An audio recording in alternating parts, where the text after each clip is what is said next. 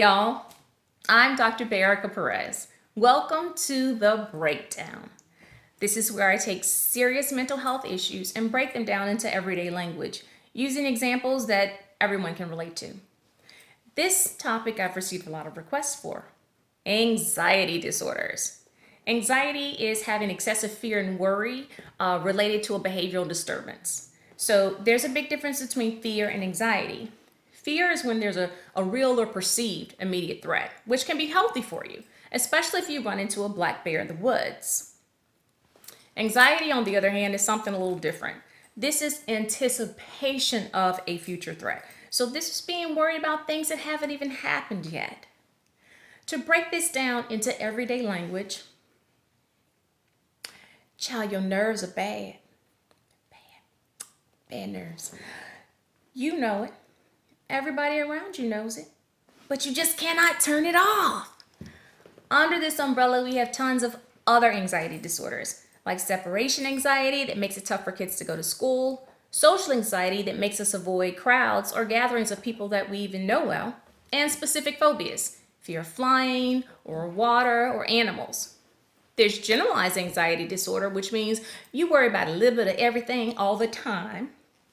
Panic disorder, and one that Maya Angelou suffered from as a child, selective mutism. Angelo, not Angelou, like Tina Marie led us to believe all these years. We're not exactly sure what causes this, but we know that there are genetic, behavioral, and developmental factors. Women are twice as likely as men to have anxiety disorders, but somehow we still manage to run the world.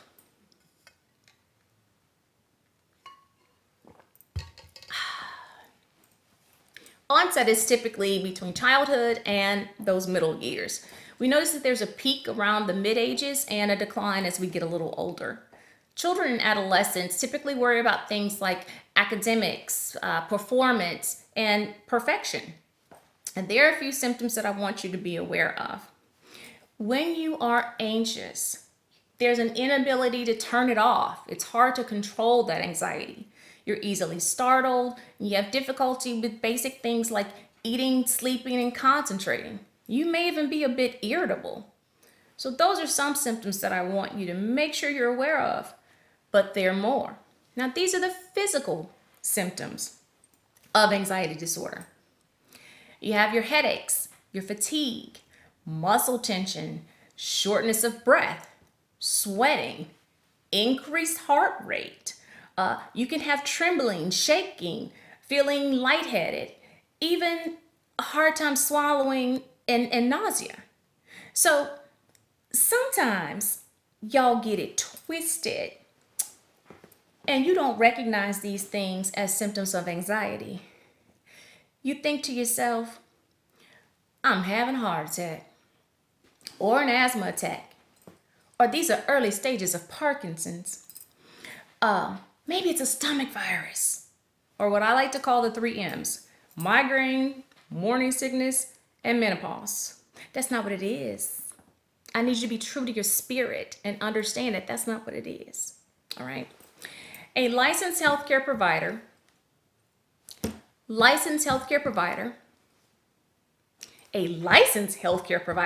will likely suggest a combination of talk therapy and medication. Luckily, we have a lot of options when it comes to medication as prescribers. We can do an anti-anxiety medication like Buspar. You take it a couple of times a day. It takes a few weeks to kick in, but a lot of people find it helpful. We can also use antidepressants like your Zoloft, your Paxil, your Lexapro. It's almost like we get a 2-for-1 because we're addressing the anxiety as well as depression. For something like performance anxiety, we may even prescribe a beta blocker. This last category I want you to make sure that you pay special attention to. Benzos.